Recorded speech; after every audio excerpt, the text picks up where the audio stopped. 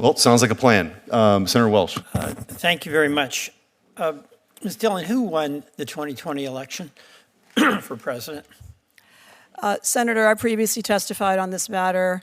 President Biden was declared the winner of that election, and I honor that and respect that.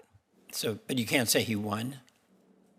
I mean, he was the president for 4 years. He clearly was the president.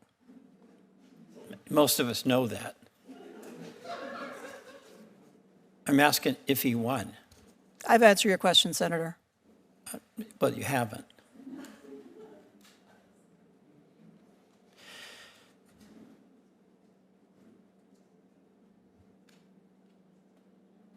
I want to ask you a question about Texas redistricting. As you know, President Trump has recently encouraged, I'll use that, Texas Republicans to do mid-cycle redistricting in order to gain more seats in the House of Representatives. I understand that after the president made that decision or that announcement, you personally sent a letter on July 7 to Texas in your capacity as Assistant Attorney General, arguing that 4 Democratic districts violate federal law. Is that the case?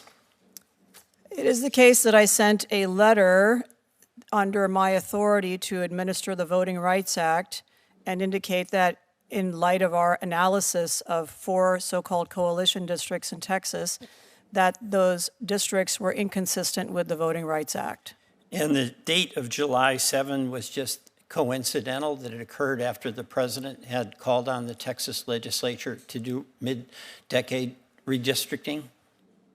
I don't remember what date, Senator. I probably sent 300 letters since I've been in this office. And so what I can say is that I send no letter or make no request without proper investigation. Have you sent any other state legislature a letter where you have indicated that districts within their state are in violation of federal law? Not yet. More redistricting to come? I don't know. I have to investigate the facts. Before you sent the letter on July 7, did you have any conversation with any representatives of the White House? Senator, as you're aware, there are privileges that are involved in all executive branch communications, and without I'm not able to testify without breaching the Department of Justice's guidelines in that regard, so I'm unable to answer any questions about conversations I may have had with other executive branch officials. I'm not asking you what the content of the conversation was. I'm asking whether there was any conversation with anyone from the White House before you sent that July 7 letter. Senator, I have the same answer. I think you're aware of the broad scope of privileges that apply to lawyers' conduct. Well, here's what I'm aware of.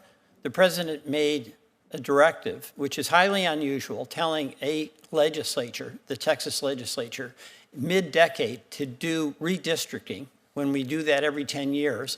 And it just so happened that the Assistant Attorney General sent a letter to that legislature after the president made his announcement and said that your investigation suggests 4 districts are in violation of federal law. Is there a question, Senator? There's a point here that it's hard to believe that that wasn't coordinated. Well, let me draw your attention to a different fact that refutes your argument, namely the governor of the state that I called home for 25 years also called for redistricting in the state of California, and I haven't sent a letter to California. So correlation is not causation, Senator. Which 4 districts did you say are in violation? I did not come here to testify about that, but if you wish to have a follow-up with me about it, I'm happy to pull up my research. I'm not... Would I be surprised that those were Democratic districts?